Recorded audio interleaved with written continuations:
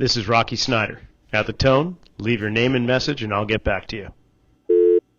Your brain, for example, is so minute, Baldrick, that if a hungry cannibal cracked your head open, there wouldn't be enough inside to cover a small water biscuit.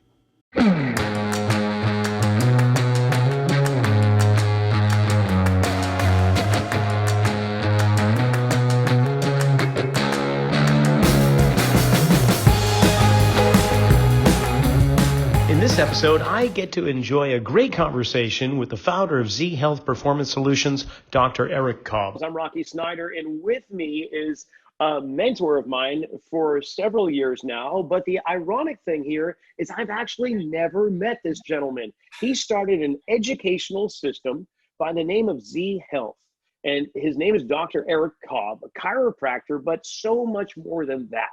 His programs of educating trainers, physical therapists, chiropractors, anybody in the field of health and fitness is just remarkable. So Dr. Cobb, welcome to the RockFit Files. Thank you very much for the invitation. I'm happy to be here. Oh, and it's a joy to have you here. Can we get your superhero origin story in like a minute or less? How about that? Can you tell us, where does Z Health come from? Sure. I've had multiple rounds of this over the course of my career, so I'll try and keep it short. So like most things that evolve somewhat organically, most of the time it's driven by frustration. So I'm no different. Whenever I was young, I was a highly competitive athlete in a couple different sports. I've been a martial artist since I was 5. So I was wrestling, boxing, doing early versions of MMA, and I was also a tennis player, and competed at a pretty high level in both.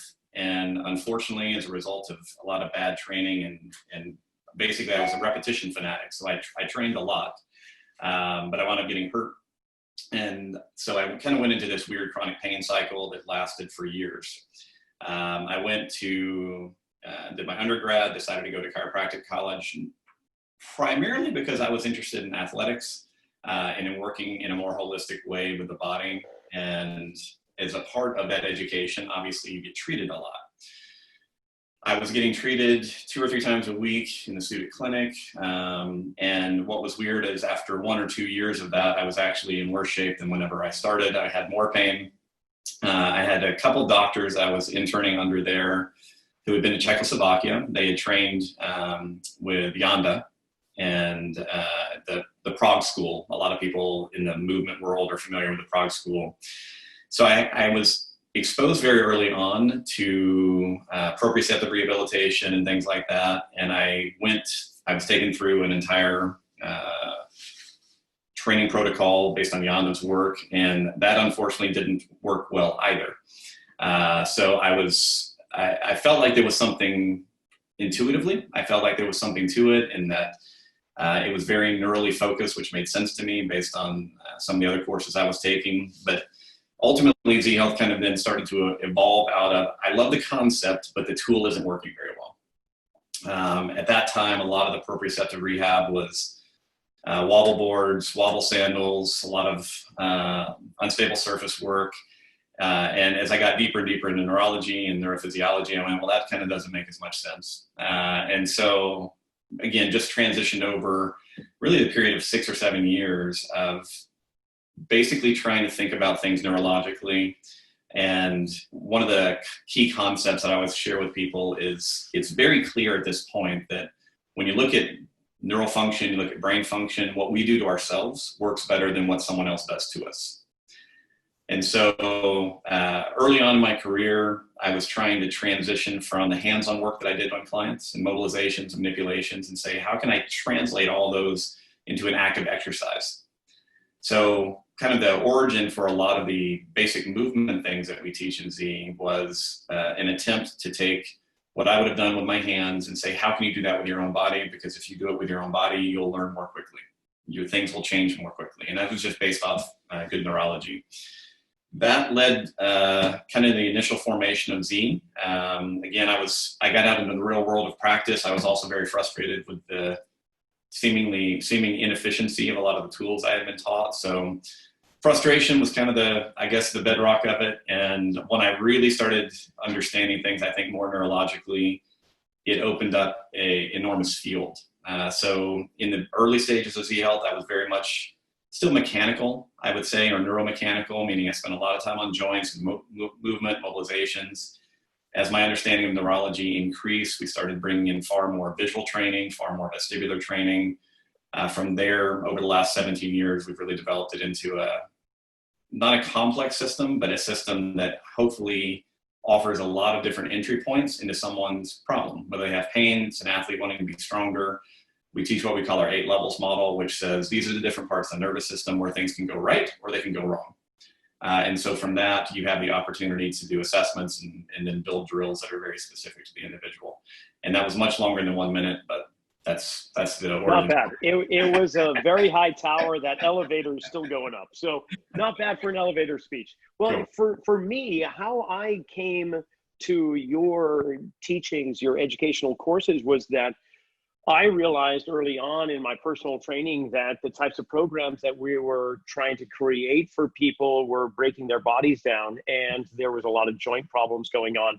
We were treating the body as if it was more isolated, a lot of open chain movements, much more in the form of bodybuilding and aesthetics than it was actually improving the function of movement and fitness. And so I started to learn about bringing the body back into better alignment or congruency with the 3 planes of motion. And that brought me into a whole field of motor neurology, and eventually led me to you, because one thing that I was looking for kind of in your search and frustration, I was feeling frustrated in the field of fitness, that there wasn't this bridging of the gap between the overall governing body of the neurological system with the muscular system. We were talking neuromuscular this and that, but honestly, there was this huge bridging or this huge gap that was not being bridged by anything.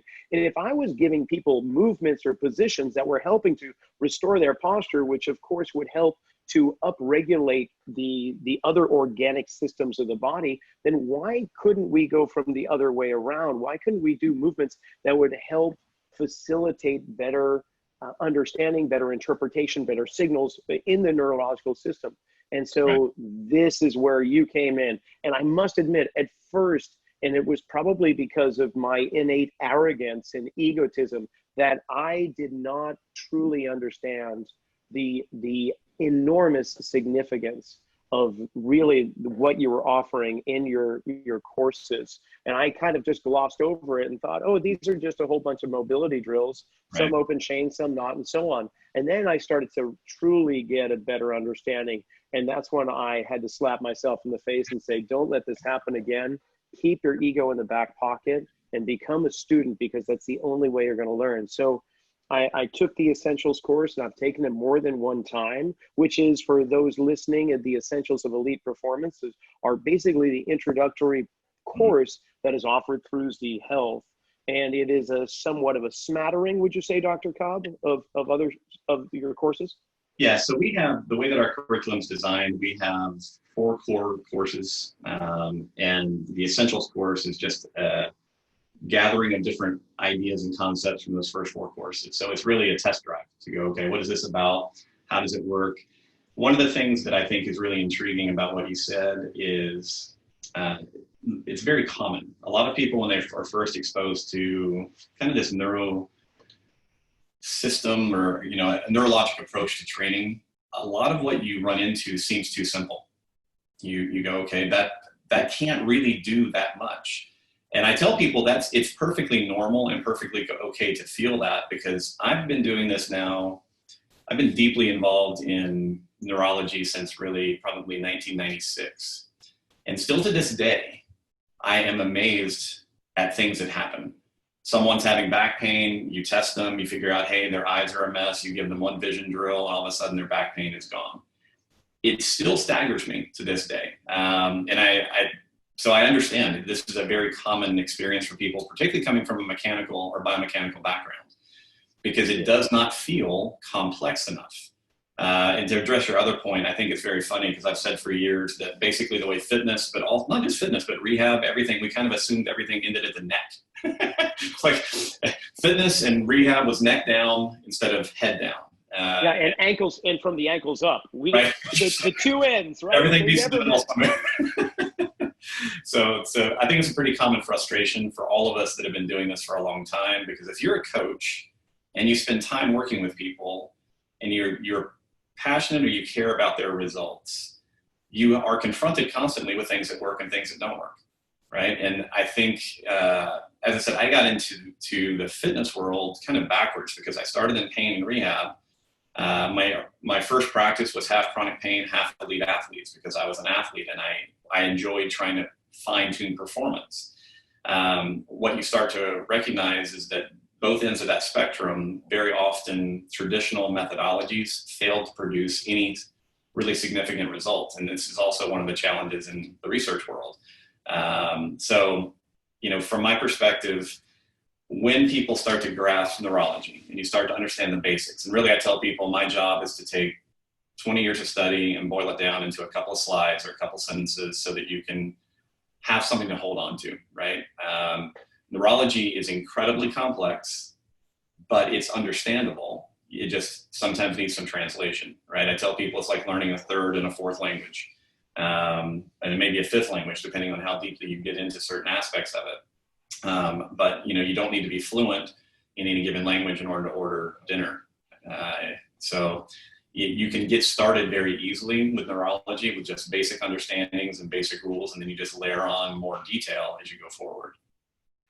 Yeah, it's funny you mentioned like ordering in any language, because I see the essentials course we just talked about as like the sample appetizer menu. Yep. Like you're going to go to Applebee's or wherever, Chili's, and you're like, oh, I'll have the egg roll plus the chips and salsa and that guacamole. Like that's the essentials. Like we're going to give you a smattering of visual, vestibular, proprioceptive stuff and get you to understand it. In fact, I really enjoyed it so much that we closed down our studio here, and we shut down for the 2+ days and took the entire staff up to the Berkeley area where it was being offered. And not only was it a nice team building approach, but we all came back with some really great insight, especially because not everyone is going to hear the same thing, and we're going to connect with the things that we find a connection with. So to debrief in a group setting was fantastic, because there were things that I did not hear for whatever reason or the other, and the same holds true for the others.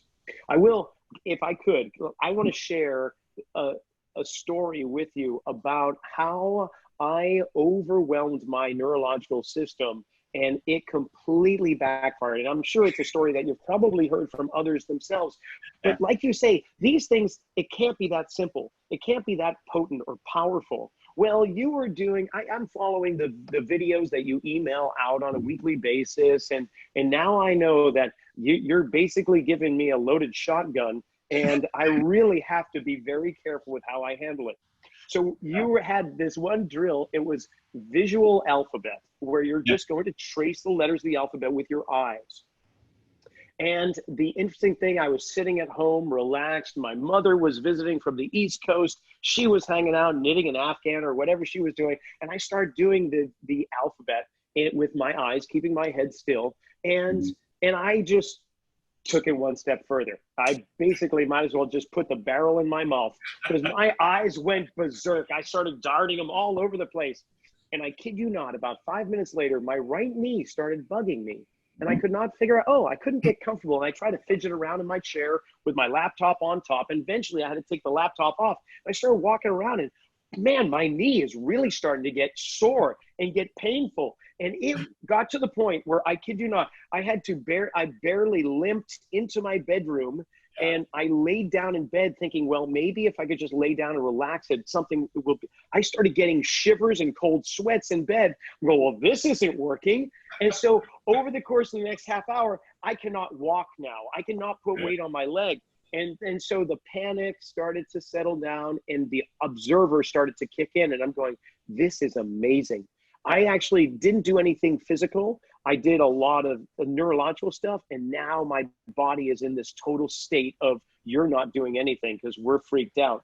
Yep. So I went through some drills. I went through a few things that I know that I could do. And over the course of the next hour, things began to settle down. But that's just a simple example. I'm sure you've heard things like that, haven't you? Oh, absolutely. Yeah. One of my pet sayings is, exercise is not so simple that you can't screw it up.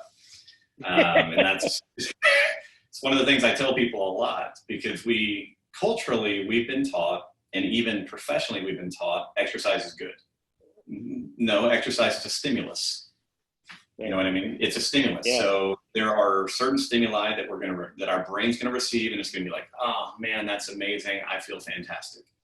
Most of us are going through a rough day. We get to take 5 minutes, we sit down, close our eyes, breathe, and we feel better. We've changed the amount of inputs, right? We've changed the stimulus that we're receiving. So on the other side, particularly with the visual system, you tell people they have to be careful, because whenever we do any kind of vision work, vision is our primary survival tool, as we move through the world.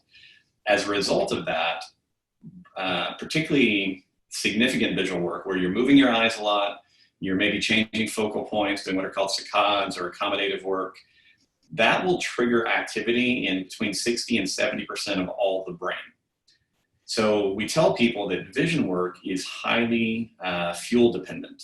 All right, so your brain runs on sugar and it runs on oxygen, right? Those are the two primary fuel sources. So what we see a lot is if people, maybe they haven't been eating well, or they haven't been sleeping well, they have maybe breathing issues, so they are not adequately fueled, you can give them just a few vision drills and all of a sudden they're like, man, I am so tired, I'm exhausted, or I'm starting to sweat, or pain will creep in. These are, I think, incredibly educational experiences for people to understand that a lot of what we think that we're physically experiencing, right? My knee hurts. Traditionally, we go, your knee hurts. Okay, what's wrong with your knee? Well, there's nothing probably wrong with your knee. Pain and discomfort, these are behavior change tools that are created by the brain based off its perception of threat. So whenever we do something that's brand new and unusual and very energy demanding, even though it doesn't seem like it is, it doesn't feel like a squat set, I'm just moving my eyes around. So I'm not out of breath, but at a neurologic level, you may be burning more fuel because it's novel, it's different, it's something you haven't done. And subsequent to that, your brain can go, I need you to take a break. And so we always talk a lot about dosing whenever we are giving people exercises. Because, I tell people, the example I give in class is, what's the standard dose of ibuprofen? I ask this everywhere in the world, and everywhere in the world, people will go 2. And I'm like, okay, 2 what? What does that mean? How many milligrams? I go, I don't know. And then the doctor in the room will go, that's 400 milligrams. That's kind of the standard dose. And then I tell people, you need to recognize that all of your over-the-counter medications are actually dosed for a 150-pound male.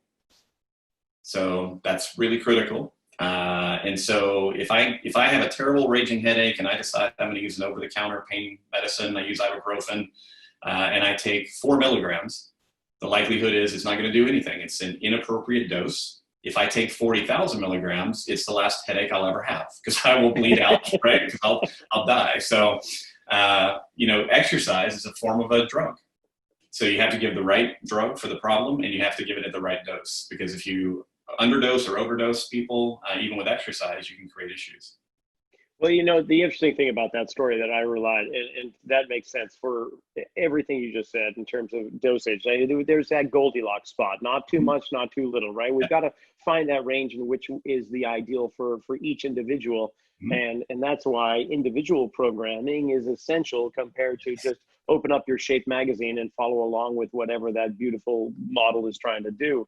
But the interesting thing, when my knee flared up in there, obviously there was no physical thing going on. 2 things that I want to bring up is that I had a previous injury, which I hadn't even considered. About a year before that was snowboarding. And of course, I went flying past my kids showing off and launched myself off the ledge into a mogul field on my snowboard. I don't recommend anybody doing that. And what transpired was cartwheeling and then getting stuck in one end of the board and then wrenching my knee. And it wasn't a big thing. However, it was a previous experience that got my attention. So my thought, and I would love to hear your opinion on this, is that because I had a previous experience that got my attention that involved the knee, the brain said, oh, there's a pathway that I can use, and let's go to something that he'll recognize. And then the other thing is, the pain wasn't actually in my knee, it was in my brain, which blew me away in one of the courses when I really thought about it, going, Oh, so every pain you get, it's not actually out there in that region of the body. It's just that the brain is sending signals over there. It's the pain itself is actually being experienced in the brain. Is that correct? That is absolutely correct. Yeah, this is probably one of my favorite lecture topics is what I call modern pain neuroscience. Because again, most of us that came up in a mechanical environment, we were given a lot of bad information. I'll just say it that way. If you go back and look at the history of pain science, it is improving. We're in 2020, but the vast majority of practitioners in the world are still utilizing a pain model that was developed in the late 1600s. And it was called the Cartesian model of pain, which the simple idea was that something happens in the periphery, and then at some point, a little light bulb turns on in the brain and you experience pain. And what we know now is that is not at all how it works. So let me just give you kind of a brief overview of the knee pain that you experienced and kind of probably what occurred. Yeah, please. So the way that pain really works in the human body is, first and foremost, people have to understand we have no pain receptors in the periphery. All right. A lot of times you'll hear people talking about, they talk about nerves and that the pain fibers are being activated. And that's actually a very inappropriate term. We do not have pain receptors in the periphery. We have what are called nociceptors. Nociceptors are threat receptors. Their only job is to send signals to the brain that says something's happening here that I'm not really that comfortable with. When I go into a very deep stretch and I start to get that little burning sensation or whatever it is I'm experiencing, that is an example of nociceptors, either in the skin, in the joint capsules, the tendons, the fascia, basically sending the signals to the brain saying that's far enough because I'm uncomfortable being in this position. Now, what happens is once those signals hit the brain, we have, if you're not familiar with the brain, we have what's called the neocortex, which is the new brain. And then we have the old brain. And dividing those two is an area called the thalamus. Now, the thalamus, its primary job is to function as a switchboard operator. It's going, okay, let's send this signal through, let's not send this signal through. But if your thalamus, based on your experiences, decides to allow these signals to go to your cortex, they're then going to be processed. And here's the key thing. Threatening input from the periphery is processed in, right now, we think it's 11 different areas of the brain. There's not just one pain spot. There are multiple areas of the brain that we can watch on functional MRI that light up when someone's experiencing pain. And the vast majority of these brain areas have nothing to do with physical sensation. Now, we do see areas of sensation light up, and we see areas involved with movement light up. That makes sense. But when you look more deeply into this, you see areas of the brain that are typically involved with emotional processing, with decision-making, future planning, concentration and focus. All of these different areas of the brain are involved in what is called the pain or threat neuromatrix. So when you, like in your experience, when you've had a prior injury, and it was, maybe it was bad, maybe it wasn't bad, but let's say you were in pain for 2 or 3 months or 2 or 3 weeks, your brain goes through what's called plastic change, and it develops what pain scientists call a pain neurosignature. It's a very specific network of neurons that are grouping together, they're firing together, and people have heard this, neurons that fire together, wire together, like they get grouped and they work as a unit. So whenever we experience pain, we actually build a signature for that pain in our brain, and that makes it easier for us to experience it. So the concept that we often share, because your experience is incredibly common, is that if we have had a prior pain event and our brain's wired itself for it, when we do something that is irritating, something that is threatening to us in some way, rather than going through the process of creating a whole new neurosignature, your brain will just simply reactivate one that it's already good at. It has nothing to do with your knee. I mean, there are maybe a couple things that we could talk about as we get more advanced in neurology, but really these pains that just come and go and come and go and come and go, the local tissue is probably fine. What's happening is that your brain is saying, I'm uncomfortable with something that you're doing. I want you to change your behavior. So I'm going to give you some pain because pain is our brain's number one tool for changing behavior. Sounds like my wife. That I can't get into on a podcast. I don't know. So you just have to, it's a super fascinating concept. And one of the leading pain researchers in the world, his name's Lorimer Moseley. And Lorimer, when he talks about pain, he often refers to pain as an opinion of the brain. Right now, I'm upset. My opinion is that we should not be involved in doing these eye drills. So you know what? I'm going to give you some pain because I want you to stop doing that. And if you talk to people about this and you ask them, you can say, what are your most chronic irritated areas? They'll go on my neck, my left hip, or left low back, my right knee, or whatever. And you can literally ask them, when does it occur? And they'll often say, when I get stressed out. And what's harmful about our current training and medical environment is that people are still being told and taught to associate pain with damage. They feel it, they think, okay, something bad must be going on, I have an injury, and fear of injury. Remember we said parts of the brain that are involved in pain are about future planning? Yeah. So if I'm afraid that something's injured, all of a sudden, all of my plans for the next 2 or 3 or 4 weeks are now in danger, or the vacation I was planning is in danger, and that adds another layer of threat to the nervous system. And as a result of that, that pain can be, it can increase in intensity or increase in duration. So it's to me, it's one of the most fascinating things that has really come out of the last probably 30 or 40 years of research in neurology. I tell people the biggest gift you can give yourself is to understand pain. If you understand that it's a behavior change tool, and it rarely means that something is actually injured, it is a huge benefit where you can start to go, okay, something doesn't feel good. And it makes you start to reevaluate, well, what might be threatening in my current environment? Is it the lighting? Is it how am I breathing? Is it my eyes are getting tired? It really starts to expand your concepts about how you can deal with pain and movement issues. Well, that's interesting. And I'm right along there with you, because I've had several clients over the years that have come in with that intermittent low back nagging pain. And more recently, in the last couple of years, all I've done, rather than go into the biomechanical model and have them open up their hips because probably there's some restriction there, I just had them lay down and breathe. Mm-hmm. And see and encourage them in those times where you feel your lower back is starting to come on again. I just want you to practice just a regular breathing exercise. You can inhale for about 2 seconds, but I want you to exhale for twice as long, or whatever the cadence is going to be. And we could say that, oh, well, that's because you're really facilitating the diaphragm, and that's going to turn on the deep core muscles, and you can go into the soft tissue, right. the whole follow the breadcrumbs. But in essence, what we're really doing is changing their mood, I guess, for lack of a better term, right? They're settling down, and suddenly, what do you know? But this actually is a nice segue into something that you've recently really developed. You've had the strength gym manual, and you've had the balance gym manual, and so on and so forth. But now you've just come up with the breathing gym. Mm-hmm. Tell me all about that, please, because I'm fascinated by it. Sure. So one of our advanced courses in our curriculum is called Stamina, and the whole point of that course really is, how do I increase endurance? How do I deal with pain, increase pain tolerance for athletes? But the real focus of that is 4 days is really different forms of breathing. What do we use them for? Why do we use them? Are we using this breathing to enhance movement? Are we using it to decrease pain?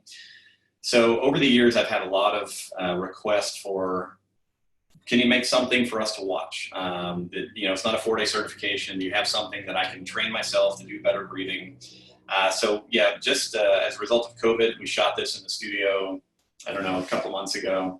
And it's called the Breathing Gym. It's about a 2.5 hour presentation on breathing. And I spend first 30, 45 minutes. I do talk about the neurology of all this, because, if you come from a movement background, particularly if you have experience in different movement traditions, if you were a martial artist, if you were deeply into yoga, people have been using breath work for 6,000 years. We can find recorded information about people using breath work to deal with movement issues, deal with pain, deal with emotional distress. I am incredibly fascinated by the neurology that underpins everything that has an effect, if that makes sense. So if people have responded super well to breathing, why is that? What's the neurology of it? And what's very fascinating on the research side is that we've really only been looking at voluntary control of breathing for about 25 years.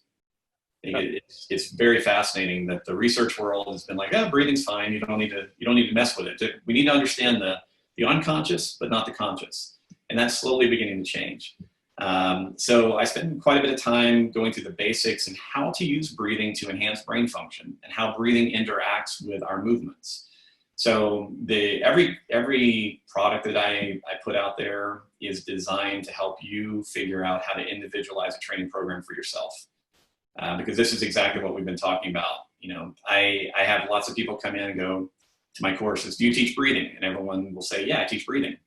The next question I usually ask is, well, do you individualize that for the client? And very rarely do I have people go, yeah, I really focus on the mechanical part or whatever for that individual. So this is a program to help you understand different varieties of breathing techniques and how to test yourself to identify what type of breathing patterns, timing, what type of mechanical breathing exercises are most beneficial for you. Because breathing is foundational for health, it's foundational for brain function. And if I can give kind of a simple example, one of the things I talk about is I think important for people to hear. If you ask most people to breathe, and if people test it, I just go, okay, put your hands on your lower ribs, put them on your abdomen, take a deep breath in and see what happens. Most people are familiar with that idea. When people do this, the vast majority of them will notice some asymmetry between right side and left side. Now, whenever you understand neurology, the basic idea is voluntary versus reflexive control of the body. So if I move my left hand, right, I do a figure 8 with my left hand, that's a voluntary movement. That is controlled by my right cortex. All right, so whenever I move my left side, I get a lot of activation of the right half of my brain. If I do voluntary movement on my right side, I get a lot of activation of the left half of my brain. So whenever we then look at how brains function, if I'm right-handed, the vast majority of my day, I'm going to be creating a lot of left cortical activation because I'm going to be writing with my right hand, I'm going to be mousing with my right hand, using it to drink my coffee or whatever it is that I'm doing. Over 15 or 20 years, that can begin to create a pretty significant dominance, if you want to call it that, of the left cortex. So in breathing, what you often will find is that if people even just palpate, they look at their ribs, we have some structural reasons for this because we have different size lungs and whatnot. But usually the left lower ribs in a right-handed person tend to jut out more. They tend to have less activation of the left side. And so what we are often seeing with these people is that when we're giving them breathing drills, it's very important for them to really focus on mechanical activity of the left side that is in part related to they may need additional right cortical activation. So I just kind of break that down into very simple ideas and drills and explain how breathing can be used to influence brain function in some really cool ways. A lot of people, again, if you don't know much about the brain, it's important, to talk about this whole idea of my right cortex does voluntary movement on the left, but its other major job is to control reflexive stability on the right side. So right side's for left voluntary, right side stability. So you can then utilize breathing to improve balance. You can use breathing to improve pain. So the whole program is just designed to explain all that and then show you how to put different breathing patterns into the mix for yourself. I love it. I mean, in terms of the reflexive stability, I've been using that for quite a while since I've learned that. So you get somebody with, let's say, their right shoulder is quite unstable. So I start loading their left side because instantly the brain's going to say, well, if we're loading over on the left, we've got to make sure this guy's not going to fall down because you got that weight over there. So the right side starts acting into this whole stabilizing pattern, which has been wonderful, especially when you assess the person and then reassess, and they get to truly experience the change at the speed of nerve pathways, right? We're not talking weeks and weeks of hypertrophy model, the traditional like build up actual fiber size and so on. No, we just need to get those signals firing better. And that's the wonderful thing. In fact, speaking of assess and reassess, and in regards to, what would you consider the autonomic nervous system in regards to, how would you call your assess reassess model? What are we really doing with that, first of all? Okay, cool. Yeah, so if people aren't familiar, if they're listening for the first time, I am fanatical about test and retest or assess and reassess, right? You have to check your work. The basic idea behind all of this is when you are particularly dealing with pain or performance issues for an athlete, you have a limited amount of time to create some kind of significant change, right? Whenever we're working with real people, we have a couple of issues. Number one, if they don't have confidence that we know what we're doing, they are much less likely to do the exercises that we need them to do. So assess, reassess is exactly what you just described, which is to prove to them immediately that this exercise is creating the necessary effect. That's good for you as the coach. It's also amazing for the client because to improve compliance and their trust in the process, I've been focused on that for 20 plus years. Now, neurologically, what is happening is it's actually very interesting. It can be somewhat complex. Let me explain it this way. When we were talking about the brain, I said we have this outer shell called the neocortex. That's the part of the brain that makes us human. All right, that's really at an evolutionary level, we think it's the part of the brain that developed, most recently, and it allows us to have language and future planning. But in terms of movement, we are very much looking at deeper parts of the brain. So all of our reflexive control, right? As I'm moving through the world and trying not to fall over, I need tremendously, I'll say it this way, delicate control, if you want to say it or think of it that way, of all of my reflexive stability components. Now, whenever you talk about the areas of the brain that are involved in this, we're generally talking about the brain stem. The brain stem, people have seen pictures before. It's a three-part piece of our anatomy. At the top, you have what's called the midbrain. Underneath that is called the pons, and below that is the medulla. All right, so that's the brain stem. All of our basic functions for keeping us alive pass through the brain stem and are generated at a brain stem level. And a large part of what this area does is it controls muscle tone. By muscle tone, I mean how much fiber activation is occurring at any given moment in time in either my flexors or my extensors. Whenever we watch someone move, movement, I tell people, is a symphony of tone, right? In order to do shoulder flexion, I need to activate my shoulder flexors. I need to inhibit my shoulder extensors. Most of that's not voluntary. That's being run at the brainstem level. So whenever we give someone, let's say someone comes in, they're having shoulder pain and internal rotation. All right, internal rotators are flexors.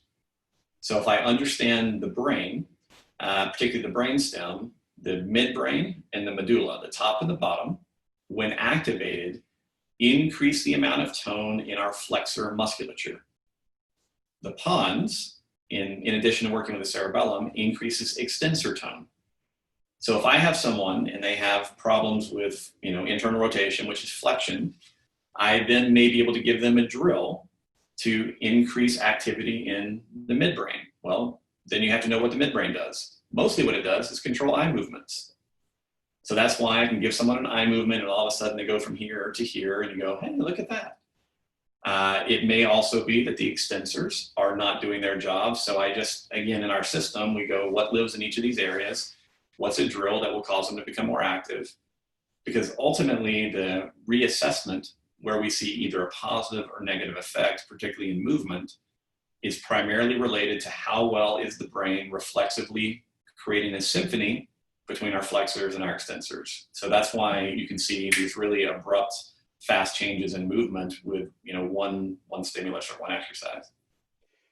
Okay, I'm so turned on right now. I've got to just settle down here. Okay, so yeah, here's how I integrate it too. I think you might be interested in this. Is that the way I integrate it into our actual training kind of programs in our methodology here is we use those assess and recess tools, whether it's shoulder flexion, the scarecrow of internal rotation, total body rotation, peripheral vision, the little bunnies on the outside of their visual field. We can use those to see if the actual movement that we have given somebody in terms of resistance training has that kind of positive effect. And it's been remarkable, especially for the clients, to see like a single leg balance. They establish where they are in time, and they do it a few times so they're warmed up and everything, and they get a sense of where their balance is. And then based on their posture and their gait mechanics, it tells us what they're missing in terms of their mechanics. And okay, well, that's going to give us an idea of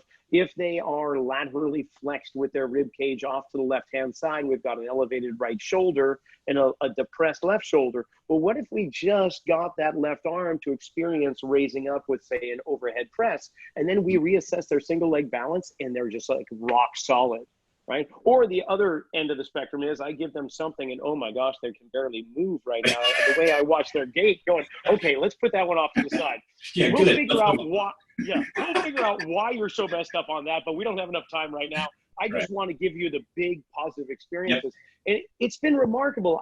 We've used that as a compass for quite a while now, and even incorporated in my book, just here's ways you can choose your exercises and actually see if your brain likes it. Because here's the thing, Doc, and this is the beautiful thing about Z Health for me too, is that up until this point, we as movement professionals, and for that matter, if you're a manual therapist, I'll throw you into the mix there, is that you've been having these certain protocols that you have been creating your approach with, but you haven't had the individual body and brain tell you exactly what that person needs. You haven't been homing in on the response of, is this really going to be beneficial? You've just been going by whatever programs or protocols that you've learned from previous associations. Right. Yeah. So how would I say it? I don't want to slam anybody or anything. I mean, we can slam ourselves for that matter in the past and where we are now, but I gotta shake the tree a little bit and go, okay, the physical therapist, the orthopedist, the ones that are still symptom-based approach and not looking at the whole body, and never mind even considering neurology about it, but how are you doing getting this information and education into those arenas right now? Because I know that you've got a huge following. Outside of myself, there must be at least one other person that's listening to you, right? No, I mean, thousands worldwide, you're giving these courses. What do you see that happening? I mean, are you seeing the orthopedists come in now? I am, actually. It is a remarkably slower process than I imagined it would be. Frustratingly so. It's got to be frustrating. Well, here's what I kind of always fall back on. Years ago, whenever I was in school, this was before the internet was widely available. We went to a library, and there were these things called books. It was amazing. You had to go to a shelf. Hard catalog, decimal. Oh, yeah. I actually thought that as, online information became more widely available, that we would see faster rates of change in what's called research dissemination. Years ago in school, we were taught that there was what was called the filter effect for research, which meant that work being done in a lab today in the 90s would not show up in the general practitioner's toolbox until 15 to 20 years later. I thought, okay, well, as things improve, we get more worldwide communication, there's more access. I thought that would increase the pace of evolution. And the fact is it hasn't. I don't think it has, and it's not the issue with technology, it's just the issue with people. Whenever you invest an enormous amount of time, energy, and money in any kind of education, it takes a specific personality type to go, maybe there's something else here. A lot of people are addicted to protocols, not because they work, but because they're easy to teach. People are addicted to protocols, not because they work, but because they're easy to employ. I have told people for years, and I actually was surprised by this. Whenever I first started Z Health, I thought that, people would come running because it was so cool to be able to help people. But the fact is, I quickly became aware that many people just weren't willing to do the work. Personalization of client sessions or patient interactions actually requires a tremendous amount of focus. You have to know a lot of stuff, you have to educate yourself, and you have to be bold enough to do something a little bit different and be able to explain why, but also more importantly, be able to demonstrate success with it. So it is slowly occurring. I've told people for years my pipe dream is to see neurologically based concepts make its way into chiropractic schools, physical therapy schools, medical schools, and it is slowly happening. On the pain science world, the medical community uses a model called the biopsychosocial model. They at least give lip service to it, that, hey, your pain may be biological, it may be psychological, it may be social. That's a great first step. The problem is that most people don't know what to do with that. It's like, okay, cool idea, and if what I'm doing isn't working, then I'm going to refer you for counseling. But like I said, it's creeping in. I'm talking about orthopedists. I thought it was very cool.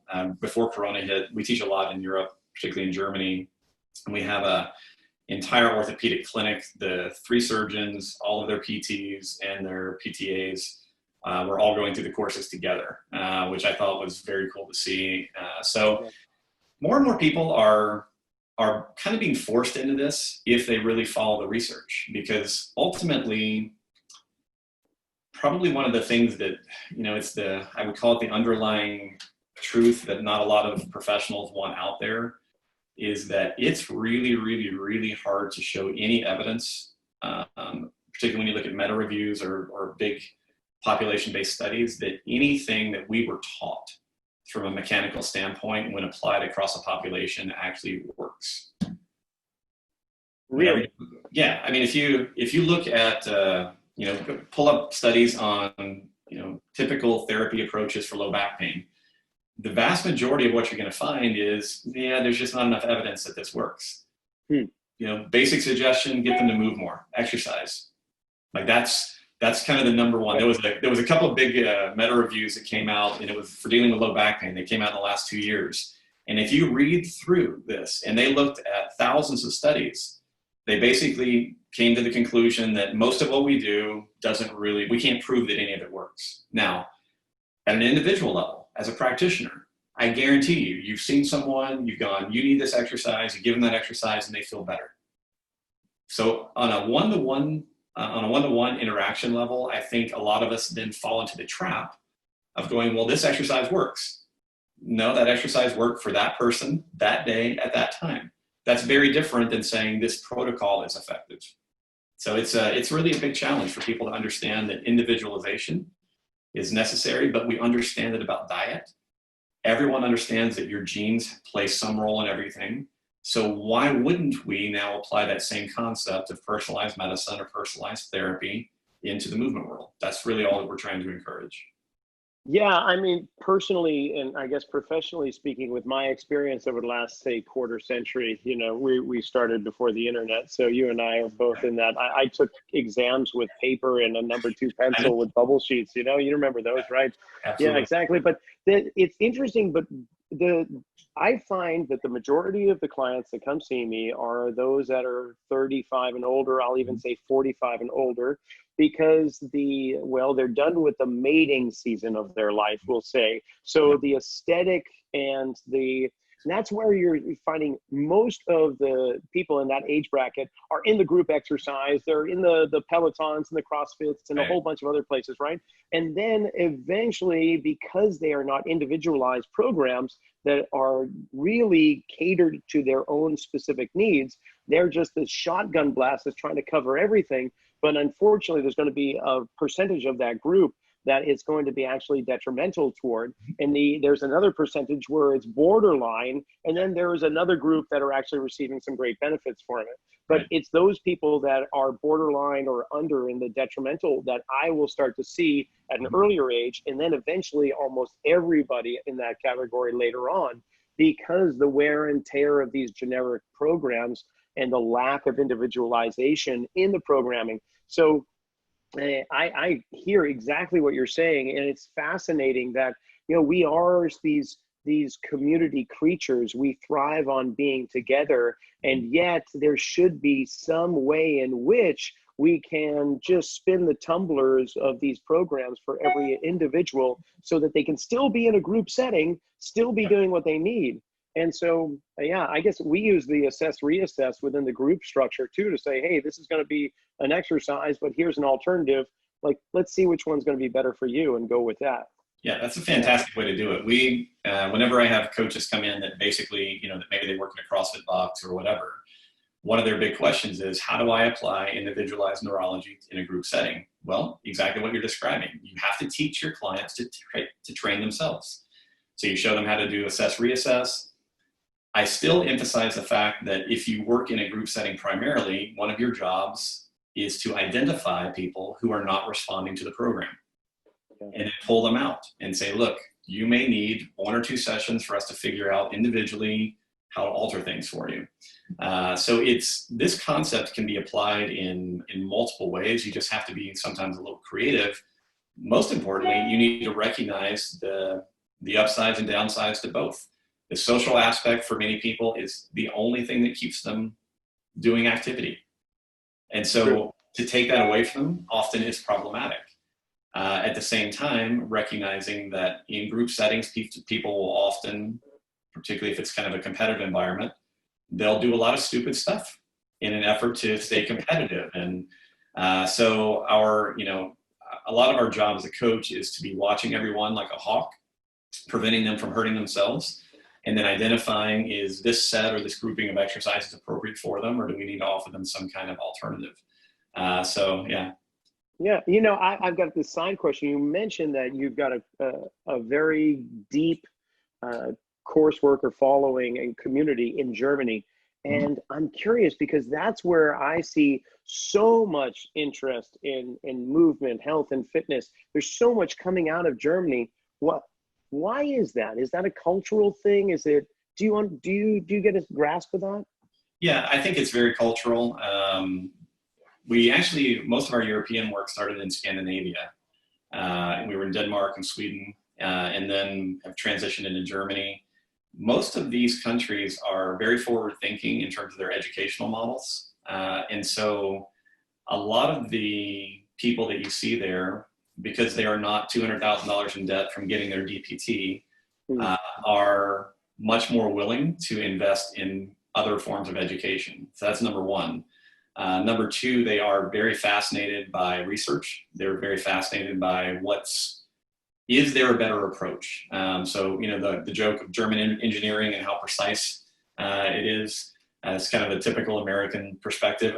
Culturally, I find it to be quite true. They're very, very focused on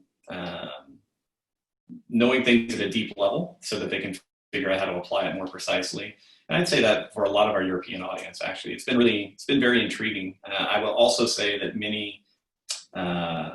a lot of the students that we get in the European environment, their education is different than the educational backgrounds of people that we've seen in the States.